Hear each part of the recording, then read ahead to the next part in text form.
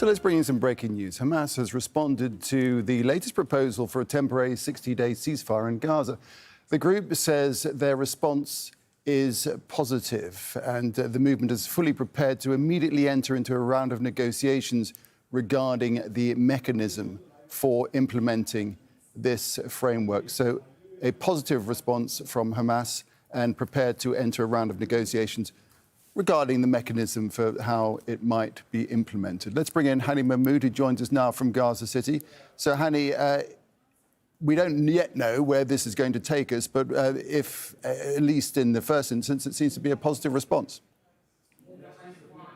Absolutely. Much awaited, much anticipated. Throughout the days, people were asking questions, were inquiring to us and asking us lots of the questions about the response and what is it going to happen. They've been waiting since the time the talks have started to become more concrete in the past 3 days, since the announcements of the U.S. President Donald Trump that he's waiting for the response. So everybody was anxious.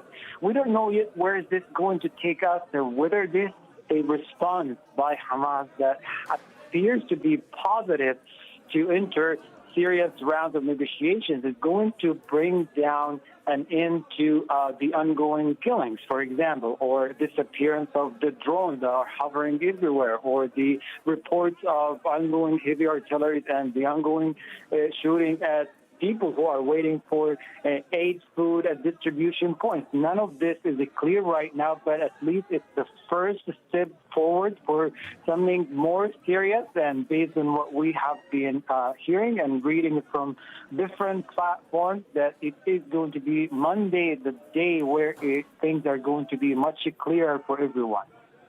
And of course, Hani, up until now, Hamas did not want any part of any kind of ceasefire that saw Israeli troops remain in Gaza.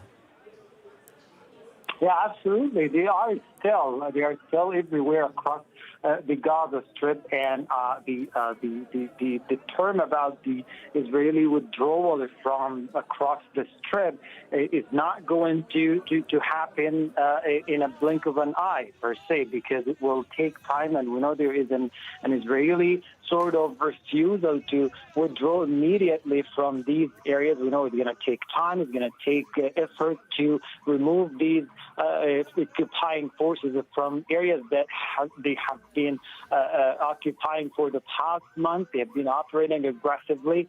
Many of the tanks, many of the armored vehicles are everywhere. Particularly, we're talking about key areas. For example, the Murad corridor that separates Rafah from Hani, and the Mediterranean separate the central area. The entire southern part of the Strip from Mediterranean has been quite an obstacle and impeding an impediment to movement between the central and the northern part of the Strip. Again, none of this is clear, and it's not clear also what the terms of the ceasefire are going to look like. It will be much better or much clearer as soon as the terms are released and the negotiations that are going to take place. I'm assuming it will start right away as soon as, and that's based on what we've heard about earlier today, that as soon as the response was going to be submitted, rounds of negotiations, serious ones, are going to take place to agree on the next move, which is likely to be quite apparent right after Monday. What we do know for sure is that a fundamental increase in aid into Gaza would be absolutely necessary. Absolutely. This is one of the major elements. In fact, over 3 months now, with zero aid, sufficient amount of aid has not made its way across the Strip. People are left hungry, left to go to areas that are deemed now very dangerous, very risky. They're described largely as death traps for many of the civilians, many of the people who are hungry. You know, over the past days, we interviewed many of the people. We worked on reports where interviewed family who have only a sole person, only breadwinner in the family, taken the risk to go to these distribution points, but having all the fear in their hearts that they're not going back to their families, but they had no other choice, because if they don't go, they won't have any food for their families. So one of the most important elements of this agreement is the sufficient flow of humanitarian aid into the Gaza Strip. There are thousands and thousands of aid trucks on the other side of the borders, and we're talking about only miles away from, whether here in Gaza, from the point where we're at to Karm Abu Salam crossings, only a few miles away, where thousands of trucks are filled with the critical supplies, with food supplies, medical supplies, and other essential basic survival necessities. But on the other side here, people are going hungry. They're dying in the hospitals. They are fainting in the street because of the enforced dehydration and starvation, dying in the hospital because of the acute shortage of medical supplies. So the expectation now, as soon as we get a concrete announcement, solid ground of the agreement, first thing that will happen is an increased amount of aid coming in just to help people survive much of the devastation and the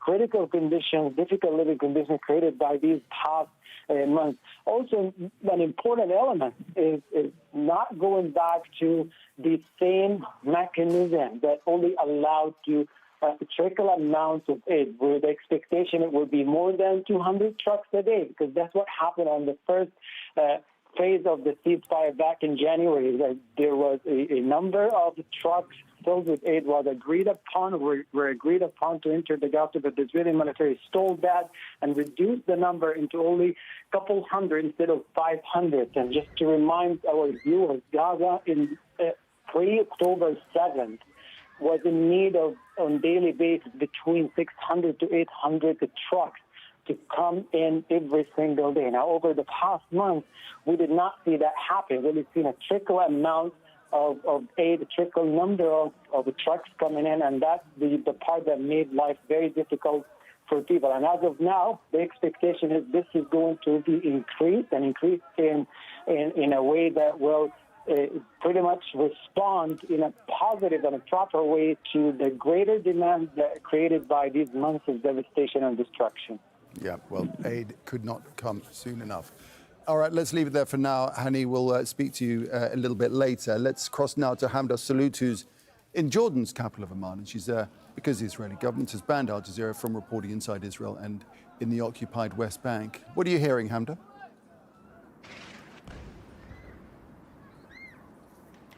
Well, there hasn't been a lot from Israeli officials tonight, and that's because it is Shabbat. Israeli politicians typically do not work when it is the Sabbath. But look, this was something that was a long time coming, especially within the last couple of weeks after the American president was really putting that pressure on Israeli Prime Minister Benjamin Netanyahu to try and come up with a deal. What we're hearing now is that Hamas has responded positively, and according to some anonymous sources speaking to Israeli media, just within the last couple of minutes, Hamas is only proposing what they're calling minor changes to the current framework. Now, the major sticking point that Hamas had and that the Israelis had was whether or not the war could continue. Israel had previously wanted guarantees that they could return to the fighting, whereas Hamas wanted guarantees that the war would actually end. This is why the last ceasefire deal completely fell apart, because the Israelis did not want to negotiate for phase 2 of that deal, because it would mean negotiations for an end of the war. So ultimately what Hamas is looking for is an end of the aggression on the Palestinian territory. But it's unclear exactly what the Israelis are going to get in return. The Israeli Prime Minister is set to head to Washington on Sunday. That's just in 2 days' time. And tonight, actually, there were leaked remarks of a pretty heated conversation between him and his army chief of staff about what is next, what is going to happen, what is to come in Gaza should there be a day after, something the Israelis and Netanyahu himself had avoided speaking about for so long, for nearly 21 months that this war has been ongoing.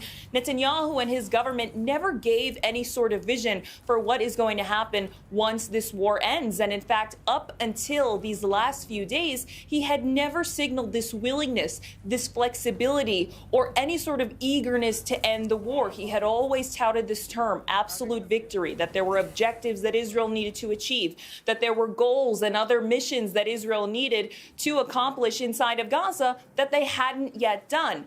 So that's one angle of the story. But then you also have Netanyahu's political career, political allies that are at stake here because his right-wing coalition does not want this. There have been members of his government who've been quite outspoken about not wanting this deal to take place, about doing what they could to sabotage this deal, and about some parties within that government trying to join forces to do anything they could to plateau this deal. But the Israeli prime minister, according to Israeli officials who have been speaking over the last 48 hours, they say that Netanyahu is finally showing a willingness to get to somewhere that would see an end of the war. But it didn't just become this way on his own. There was so much mounting pressure on Netanyahu from many political allies and many of his allies in the West, including the United States and several countries in the EU who had actually signed letters with multiple signatories. We're talking about dozens of countries and international organizations who wanted Israel to stop its conduct in Gaza against the Palestinian people because of the dire and catastrophic humanitarian situation that had unfortunately unfolded as a result of Israel's war. So one of the demands that Hamas wants also is to remove the Gaza Humanitarian Foundation entirely and to have the UN and other aid mechanisms that are already in place to continue distributing aid to the people who need it so desperately, because the Gaza Humanitarian Foundation distribution points, as we have come to see over the last month, have become what are known as death traps. Soldiers who have spoken anonymously to Israeli media said that this has become a killing field. So that's something Hamas also wants stopped. But it is seeming that for the first time in a very long time, there is a lot of positive momentum behind this deal. Indeed. All right, Hamdah, thanks for that. Hamdah Salhut there in Amman.